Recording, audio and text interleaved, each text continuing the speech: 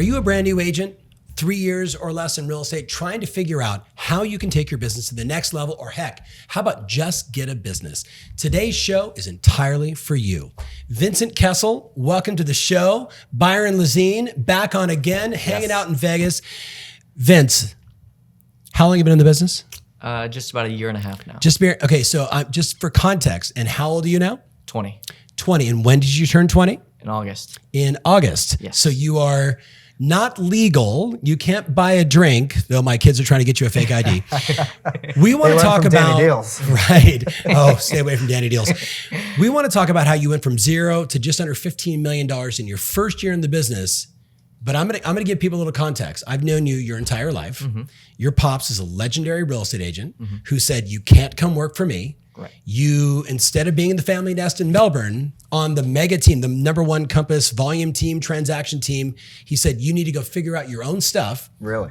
And you chose a really easy market, Palm Beach. Right. Wow. So give us the backstory. What did you do in the beginning of your career, and how did we get to $15 million or just shy of 15 in your first year in the business? So getting in the business, right, I was a total introvert in high school. I had no friends, like nothing. Like all I did was work, right? So in high school? Yes, correct. So right out of high school, I was like, my dad was like, how are you going to get into real estate? You have no social skills. I was like, okay, well, first of all. That is confrontation, ladies and gentlemen. You have no social skills. Yeah. So first thing, right, was I worked with DJ and Lindsay, and we were doing over 100 calls a day.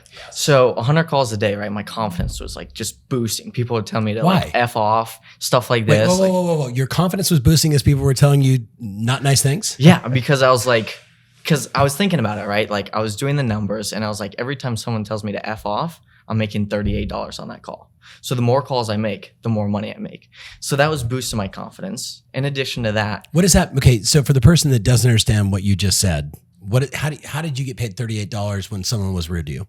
So I did the numbers, right? I was like, all right, so 15 million in volume. How many calls am I making a day on average on those calls? And I just divided my volume by the calls a day, blah, blah, blah, blah, blah. So you did like your volume, my commissions divided by how many calls. Correct. Whether they say yes or no, I made $38. Exactly. Why did you do that? Because then I was thinking like, okay, so the more calls I make, the more money I make, right? Because that's the more appointments I set, the more appointments I go on, the more appointments I go on, the more contracts, blah, blah, blah, blah, right? Right. So that's like, all right. So like a veteran, blah, blah, blah, blah, blah, blah.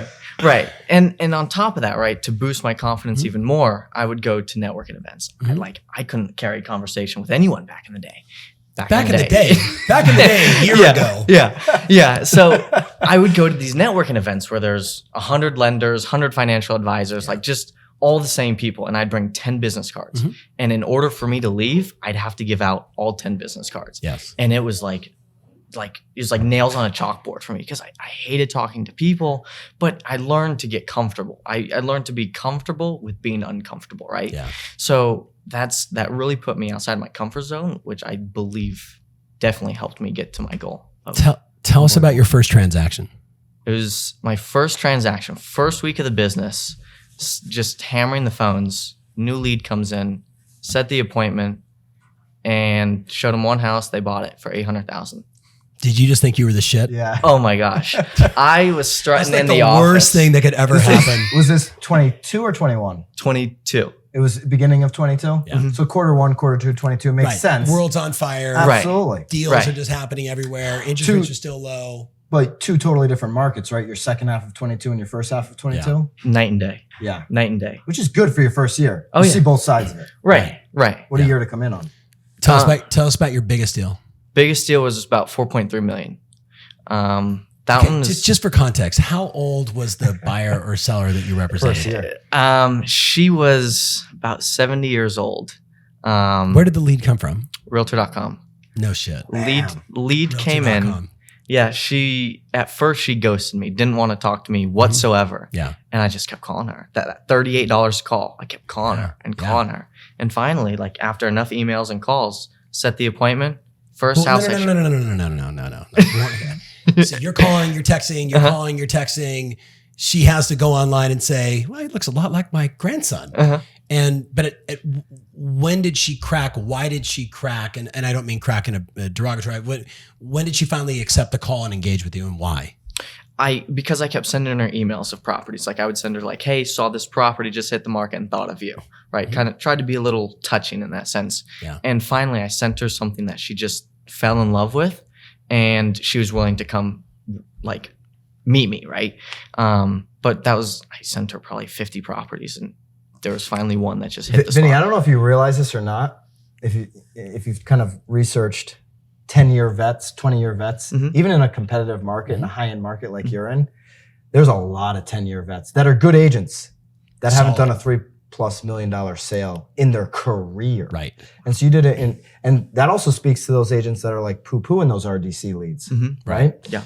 And poo-pooing the follow-up. Well, they didn't connect with me right off the bat. I reached out to them. We didn't set an appointment right away, so they're a dead lead. Right. You did the complete opposite. Which is why in your first year, you got a $3 million+ deal. Correct. It's not going to be just some out of the blue thing for you if you continue to do that type of work. Right. It's insane. What's the lesson? Do you have a lesson yet in all this? In what do you mean by that? What have you learned?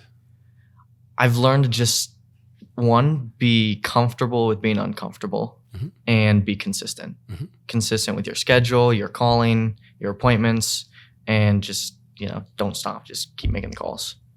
So what do you say to the new agent that's listening right now and saying, well, my dad isn't the number one Compass, volume transaction, I didn't grow up in that situation, but I can kind of relate to the introverted side. I can kind of relate to the, that piece. I'm not comfortable making phone calls. What do you say to that person? Well, do you want to make money?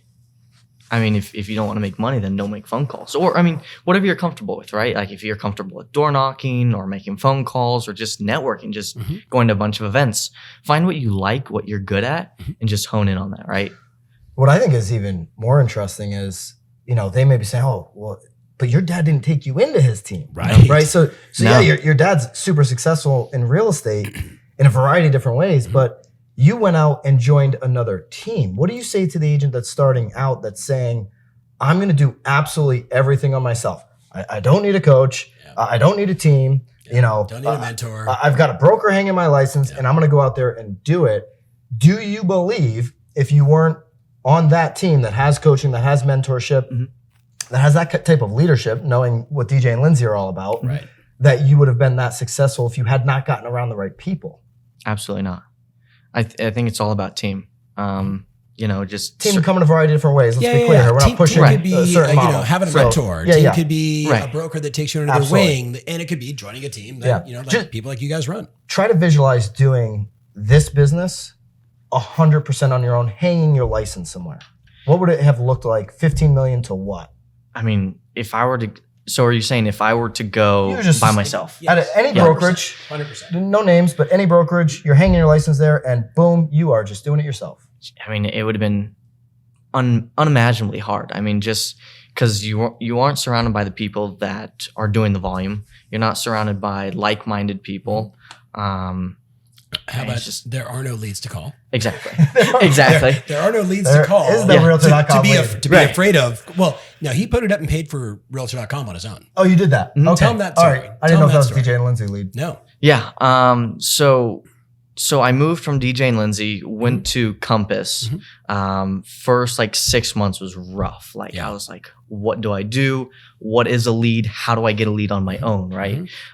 So then I was like, okay, I got to start. You probably learned a few things with your time on the team. Correct. Yeah. Correct. So it's called arbitrage. Yeah. Right. Right. So then I was like, okay, I'm really good at converting online leads. Let me buy some Realtor.com leads. And moving. I'm 19. I should buy some Realtor.com leads. Think about that.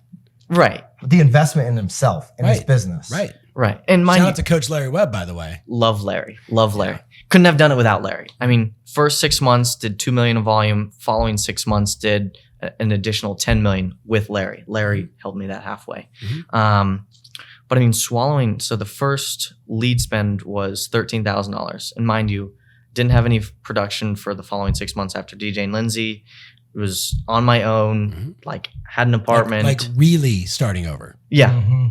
Off the team, into the plunge, right? Yep. Yep. So I was like, okay, bank account's running low, kind of stress in here, but failure's not an option, right? Yep. So then just went back to hammering the calls. Like the more calls I make, the more money I make, $38 a call. Yeah. And that's when I started gaining traction. And then 1 month I did, 6.3 million in volume 1 month. And that was just like, it was like a boulder was just relieved off my chest. Yeah. And that really kind of gave me that kickstart to keep going even more. Love it. Yeah. Love it. So you text me and said, hey, should I buy a Porsche? What was my answer? Absolutely not. not. The deal? Absolutely not. Why do you think I said, not only do I love you, you're like another son, right? Why do you think I told you after you had a bombing year, don't go buy a car? Well, I mean, it's one, ego is, I would say, a big one. And two, it's just financially doesn't make sense. Right. Yeah. I mean, Thomas told me, no, don't make that investment, let alone buy a toy. Right. Right. A depreciating asset. And for the person listening, I mean, this isn't just because of the close family bond and you and I have just our relationship forever. It's like you need to have some delayed gratification. Correct. Right. You need to realize I'm 34 years into doing what I'm doing. And now I can say, okay, I can kind of, do some things and have different experiences because I've earned it. Right. Like I don't want to see people put themselves behind on payments and that stuff just scares me. Interesting that it was the car. Did you play a trick on your mind thinking if I buy the Porsche, I'm going to do more $3 million deals? Yes. And would it also change people's perception of you? 100%. Yeah. Definitely. That's the story you were telling yourself. Of course. But the reality is you did a $3 million deal with what car? My Mercedes. Yeah. Used. Yes. For sure used. So I may sell the Jeep, right? Yeah. You got to sell the Jeep. You got to get a real estate car. You can't drive around in your bombing high school Jeep. I have an agent Yes. That I'm partnered with. She's a legacy agent on our team. Shout out Ann, who's like, Byron, all agents should get used Mercedes Benz. They're reliable. They're a great real estate car. You look good. You can relate to the medium price point. You can relate to the high end price point. Used Mercedes Benz. She just swears by them. Yeah. So there you go. Stick with that. Yeah. And her brother sells used Mercedes. Yeah, I think so. Something like that. I'm like, it's gotta be again, you're really pushing this Mercedes on me. Yeah. You're like, why not BMW? Why not Lexus? Why not whatever you want to drive? Yeah. All right. So Vince, first of all, thank you for being on the show. Byron's been on with me a bunch. We do all this kind of stuff. This is cool. It is very cool to see someone I've known your entire life to watch you struggle. I mean, I remember the night we were in Miami at a mastery mastermind, and Kirk and I and Vinny's like, okay, she just said this, right? His 4.2 million. She just did this. We're like, okay, just use this line, and then we go back and have a glass of wine, and he's running away and right in the heart of everyone knows what I'm talking about. Like in the middle of this, he's like the commission, and we're just like having a glass of wine, just giving some coaching. To watch you go through all that struggle and all that hardship and to know what's in front of you. I know with your dad watching, I wish I could buy like 25% of your future earnings right now on the spot because it's going to be ginormous. It'd be the best investment ever. I'm in for 12 and a half. We'll split this deal. This one we could do. This one we could do. Well, because listen, you're getting in the room. Your dad said no, and you didn't take that as like, okay, I'm going to go do something else. Right. Real estate's not for me. You went and still got in the room anyways. Correct. And I think that's a big takeaway for agents, no matter where you are in your career. Right. Get in the room with the people that are doing it. That's right. So these big time athletes, they're not just going and trying to figure out every move on their own. Yep. Right? What did Kobe do? He got in the room with the guy that brought Jordan to the next level. Right. Get in the room. You're getting in the room over and over again. I just listened to a podcast on Kevin Hart, which I'll send to you. And he said the same thing. He said, man, in my culture, like no one told me about these rooms that everybody else was getting into. And the second I started getting in these rooms, all of a sudden I was like, wait a minute. I should own the production company. I should own the studio. I should own this. And they all laid out exactly what I had to do. And that, like, I think for the people listening right now, they're entering the room with us. Yep. So as we wrap this up, thank you so much for watching. Definitely follow this character, right? Yes. Absolutely watch him because this is just a star in the making. You have a lot of work to do, kid. Yes. And I love you. You got a lot of work to do, but you had a good start. Closing thoughts before we bounce? I'm super impressed, man. You're way ahead, certainly where I was at 19, 20 years old. I was making huge real estate mistakes at that age. And so take the advice from Tom. Like really, I wouldn't be worried about every dollar you're making this year. I'd be worried about how do I invest into more rooms like this to get the knowledge, because in 10 years when you're 30, oh my, you're going to be so far ahead of so many people. Yep. So hats off to you starting early. Just keep that mindset of delayed gratification like Tom said. I love that. And every person that reaches out answer their questions on, Instagram, Yeah. right? Be a support for others as this community has supported you, and it will pay you back more in here than any place else. Right. Just be a support for everybody else too. I love that. All right, guys. Thanks so much for watching. Leave some comments. Let us know what you think. Follow these guys and listen, keep up the good work. We got your back. We're behind you. Let's go.